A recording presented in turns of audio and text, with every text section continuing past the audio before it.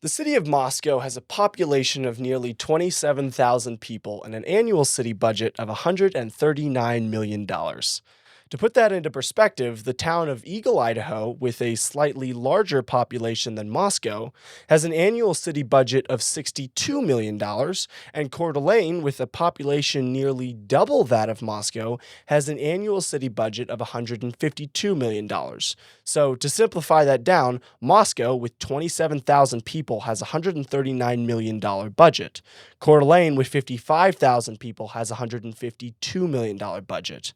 And no, I'm not making any of this up.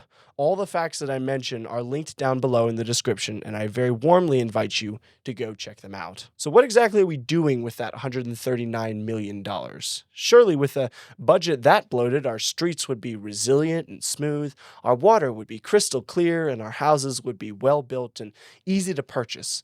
Surely, you would imagine that all that money, all your money, is being spent how you would spend it if you were in charge of the budget, right? You want better infrastructure, lower costs enabled by deregulation, and incentives to make our city cheaper, cleaner, and more efficient, right?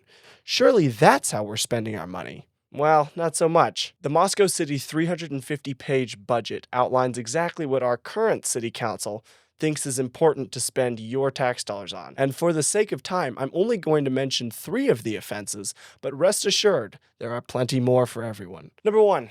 An $885,000 complete stage redo at East City Park. It's worth noting here that the original estimate for the stage last year was quoted at $360,000.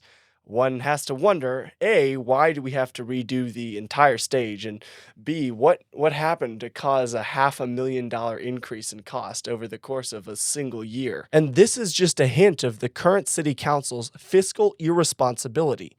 They're spending your money like a drunk sailor on leave. Second, the purchase of multiple brand new Ford F-150 Lightnings, which, including the necessary infrastructure and maintenance, are going to cost an estimated $150,000 each.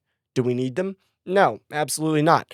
Even a 5-year-old certified F-150 or Chevy Silverado would have worked much better. But if you are spending other people's money with low regard and no accountability for their actual needs and wants, this is what happens. To pose a simple question, do you think that our current city council members would have purchased those new trucks if the money was coming from their own paychecks? The answer is undoubtedly no. And third, the budget allocates $2.8 million for road improvements, which is great. Our roads need it. But then they spend $2.5 million on our parks, which are significantly less used and less worn out.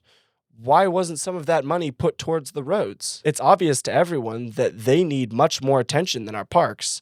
How many of you can honestly say that in the past 2 years, your roads have gotten markedly better? What about in the past 10 years? But to the current city council, the parks, which make up much less land and are used much less often, are just as important as our roads. Once again, they're not using your money to solve your problems, which is what you elected them to do. Now, I want to make a note here and clear up a possible confusion. I have nothing against the people running for office. They are, on the whole, decent people, and I'd be more than happy to sit down with any of them and have a coffee. But the current city council members and their compatriots are going to continue spending more and delivering less. Just look around. Have housing costs gone down? Have our roads been fixed? Has our water even passed the quality inspection? Concerningly, the answer to every one of those questions is no. And there is no plan to change direction. Those $139 million coming out of your paycheck are making your life significantly more expensive. They're making it harder to start a business, harder to build a house, and harder to climb the economic ladder. The current city council has increased property taxes 15 of the last 19 years by 3%, and yet we still drive on subpar roads and face a housing shortage. Now, they're going to say that they're slowing down the budget and that they're working really hard to spend less and get more, but that's not true. Already this year, they've increased our budget by millions of dollars. That $139 million budget is not for 2025, it's for 2026. Over the past 2 years, the current city council has added $11 million to our budget.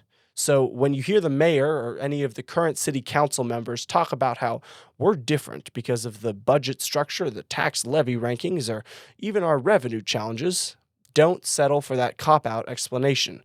The current city council is adding millions of dollars to the budget every single year, including already adding millions of dollars to the budget this year, and they're not slowing down. If the current city council stays in power, you can bet your bottom dollar that next year will be worse. So, what can we do about this? Well, the answer is quite simple. If you want your city to be run like a responsible business, one that is actually held accountable for how much they spend and what they spend it on, one that really actually wants to make this town beautiful, then get out there and vote for Slagboom, Schooland, and Simon. That's John Slagboom, Gary Schooland, and Alex Simon. And yes, you can write the names down and use a cheat sheet while you're voting. They're the only ones that will even admit that we have a budgeting problem. Every other candidate won't even acknowledge the $139 million elephant in the room. To quote one of the other candidates at a recent forum, I can't think of anything in the budget that I would change. This is absurd, and it's about time we stop doing this to ourselves. This is the first election in a long time where we have had the chance to remove the budget bandits from office, and this opportunity may not come again in 2027. So, unless you have two broken legs, there are no excuses. All of you, get out there and vote for yourself, for your children, and for the future of your city. This is the moment. Don't waste it.